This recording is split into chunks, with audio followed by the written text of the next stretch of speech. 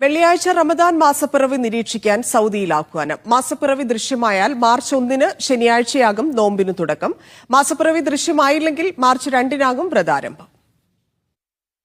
സൗദിയിലെ മുഴുവൻ പ്രദേശങ്ങളും ഇരു ഹറമുകളും റമദാനെ സ്വീകരിക്കാൻ ഒരുങ്ങിയിട്ടുണ്ട്. രാജ്യത്തെ പ്രധാന കേന്ദ്രങ്ങളിൽ മാസപ്പിറവി നിരീക്ഷണത്തിനും സംവിധാനം ഒരുക്കി കഴിഞ്ഞു. വെള്ളിയാഴ്ച വൈകിട്ട് മാസപ്പിറവി നിരീക്ഷിക്കും. സ്വദേശികൾക്കും വിദേശികൾക്കും ഇതിൽ ഭാഗമാകാം. ചന്ദ്രക്കല തെളിഞ്ഞു കണ്ടാൽ തൊട്ടടുത്ത മാസപ്പിറവി നിരീക്ഷണ കേന്ദ്രത്തിലോ കോടതിയിലോ ആണ് അറിയിക്കേണ്ടത്. ഇതിൽ സ്ഥിരീകരണം വന്നാൽ ശനിയാഴ്ച റമദാൻ മാസത്തിനും നോമ്പിനും തുടക്കമാകും. മാസപ്പിറവി ദൃശ്യമായില്ലെങ്കിൽ ഞായറാഴ്ചയായിരിക്കും റമദാൻ 1.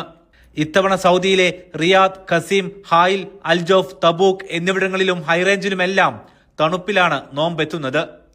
റമദാന്റെ ആദ്യ 15 ദിവസങ്ങളിൽ രാത്രിയിൽ തണുപ്പുണ്ടാകും.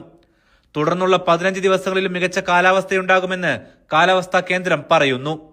വസന്തകാലവും റമദാൻ